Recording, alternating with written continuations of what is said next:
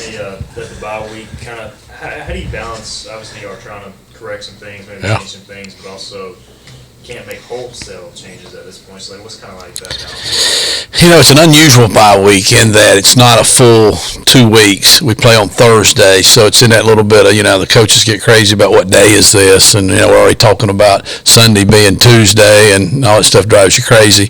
But we came in Sunday, and we spent all day Sunday just on us. We didn't do anything with SMU. I mean, we always watch the tape and do that, but then usually we have to dive into SMU, and we go out and have a little quick workout, and then all night we're on SMU. We didn't do that. We went back and watched and talked about, what are we good at? What are we not good at? What do we need to improve at? What's our personnel? What should we be doing differently? Just all that stuff all Sunday. And then Monday we did start to get in on SMU a little bit. But every day we've taken a little bit of the corrections because we've had a little bit more time. We haven't just spent the whole time on SMU. I think you get stale if you do 2 straight weeks. I think the players get bored with it, like that. So you can't just, you can't just throw it all away. We don't really think we need to throw it all away. We think we need to just play maybe with more confidence offensively. We're just kind of just not making the play we need to make. Now we've improved a lot. Obviously the success rate's not there. I mean, and it's a win business, so we all get that. But it was really our best game offensively from top to bottom. We controlled the game. That's what's so disappointing is that, time of possession, we had the game totally in control. Our penalties were down. They're still a little high. 1 turnover. It was a costly turnover. We were down there ready to score. It was a turnover right after a penalty when we had it, first down on the 18-yard line. But there was a lot of things like that. We threw the ball better. We still dropped too many, but we did make some plays. So it's just everything we're trying to improve on and get some confidence. So what I talked to the offense about this week was we met as a group, which we don't do a lot, but we just said, okay, good time to just start over. You know what I'm saying? I know that, the world, you really can't do that, but you can control that mentally. We just said we're going to wipe the slate clean. Some guys probably think they should be playing more than other guys because you're not winning. Well, that's natural. Everybody's getting a chance this week. We do have some players that we've rested a little bit that have played a lot of snaps or are banged up. So we've held them. We've put other guys in there. It actually probably helped the practices be a little more spirited because there were some guys in there really trying, to earn, some respect and a job or maybe some playing time. Because, a Tuesday practice on an open week, when you're that age, you can question, what are we doing here? You know what I'm saying? We don't have a game this week, so we were practicing, But it's kind of helped those because we've had 2 good practices, and we're just trying to get some confidence. How do you get confidence? Well, you're prepared, so we're just trying to get the guys to prepare harder and put it together and just let it go and not worry about messing up as much. I think they really are doing that right now a little bit. Did you anticipate a learning curve like this at the beginning of the season? Well, I told my wife to hold on. I told her to, bar the windows up a little bit, that, we were coming off a pretty good year offensively, and yet I didn't really think we got a lot of recognition for how good a year it was. I was a little shocked by how everybody wasn't really, understanding how good we were on offense. We scored 102 points in the last 2 games. That doesn't happen a lot. We had a lot of good stuff, and I knew we were not going to be explosive like that. There was no way we would be that. But now you're a competitor. You think, well, we can get this done. They had good attitudes. There was some good young players, so I thought we'd be better. I didn't, you never can anticipate. You never want to think that negative, I don't think, of what it's been.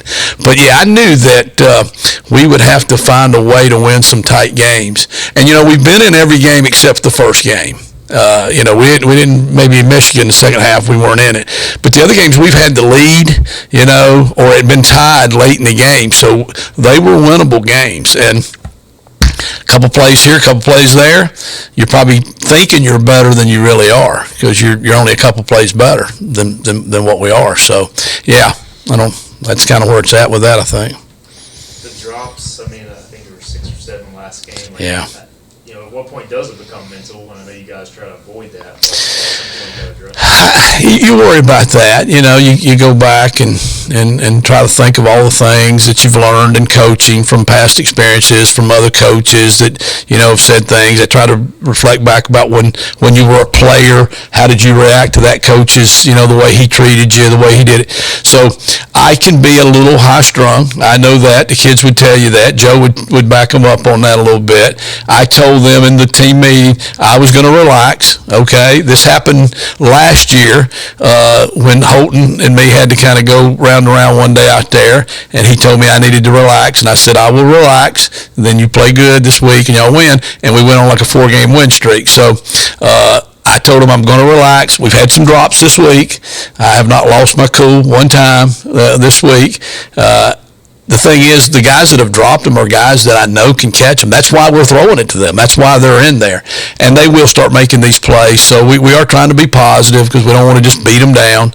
An open week gives you the chance to do that because though there's a sense of urgency, there's not nearly the sense of urgency this week than it will be next week or there was last week. So you can take a time, let a guy drop it, all right, clap it up, let's go, The quarterback sneak that was blown up from the beginning. Yeah. Right. What happened? Well, first of all, shouldn't have called the play. That's the one that kept me awake right there. You always have 3 or 4 things. You go, man, I wished I had a time machine, or something. I'd go back and change that one. I definitely would have changed that one. I don't know that Alex was the right guy to do that with. But what happened, because there's always a reason, was he dropped a snap. Now, was snap bad? I don't know. You analyze it, but at that point, it's not about putting blame on one individual. We're all a group. You're on the 1 foot yard line, I guess. That's a saying or whatever. We were close. So it's a go-for situation. It's a go-for situation. I don't think there's any doubt about that. The analytics were saying that. Coach makes the right decision on that. I mean, they're going to get the ball on the 1-inch line, which did not work out. Just because you make the right call doesn't always mean it works out. But, they crowded the ball. They were all sides. The guy pushed him into, I don't know if he hit the center. The center kind of says he hit the ball, so the ball didn't get to him. And, we'd been 2 for 2 on the sneak, but maybe not on the goal line. I wished I wouldn't have called it. I wished I'd have had time to call something else. But you got to make a quick decision. We were so close, to it. And, that's that game. That game is we settled for 3 field goals. One of those we dropped the ball in the end zone, perfect throw, and then we didn't score there. But, we've emphasized some goal line stuff this week. Today we did a lot more goal line than we ever do. Coach, had a lot to do with that. He kind of emphasized that, and I learned a long time ago, you follow your last direct order. And so we worked a lot of goal line. But you know what? We're 4 for 5 on the goal line. Inside the 5-yard line, we had scored every time up until then. And really, you're not on the goal line that much in today's football anymore. But we have been a little bit more than usual. We've had 5 times now we've been on the 3-yard line or inside. We've scored 4. But that one we didn't score was a big one because we left 11 points out there that would have been just easy. We wouldn't have to do anything special. Get it in from the foot-yard line, catch the ball, and the kid's got great hands. That's why he was the guy we threw it to because he's got the best hands on the team. So that's a long answer for that, I know, but you knew me. We're trying to get the ball to Javius on the screen, and obviously the pick was thrown. How frustrating is it to try to get him the ball in space and not work out? Yeah, that's another one I regret. We had put that play in. It was a throwback screen. It was what I had down for a second long call. It was a 1st and 20 call when I called it, which that had nothing to do with it. The reason I regret it is I don't think we practiced it enough. We didn't execute it. It was supposed to have been a slow, like a delay screen, and I just don't think I'd coached it well enough, and Javius took off. So the linebacker had him man coverage.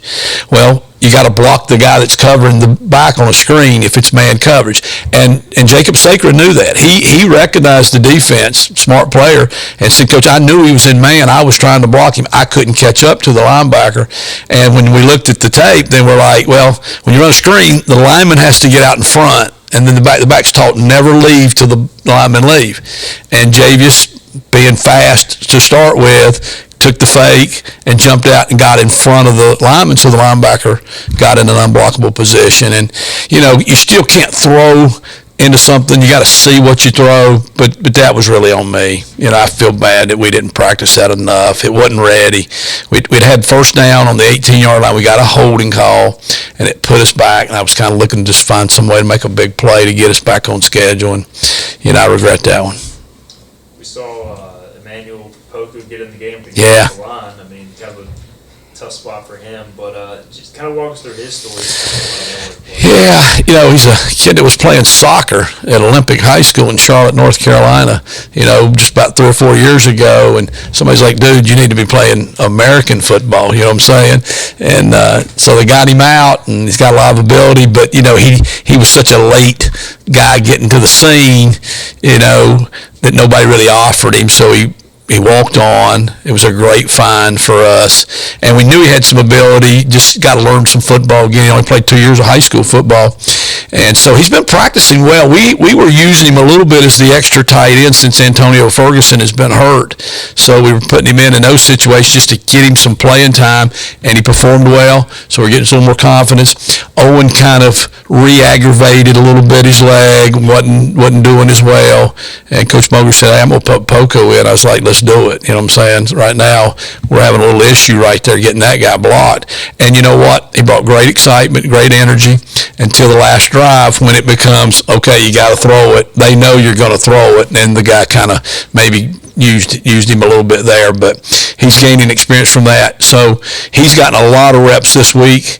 And, he's brought a lot of energy. He's one of those guys that's brought us a lot of energy. And, we've had some competitive drills where we've gone against the good on good, against our defense, and he's held his own this week. So, fingers crossed, but we're very encouraged by him. We've got 3 really good young offensive linemen. I wish they were a year older, that they're probably not ready for this level of competition, this intensity, but they're going to be good down there if we can just get to that point. Anything else? Thank you. Thank you, guys.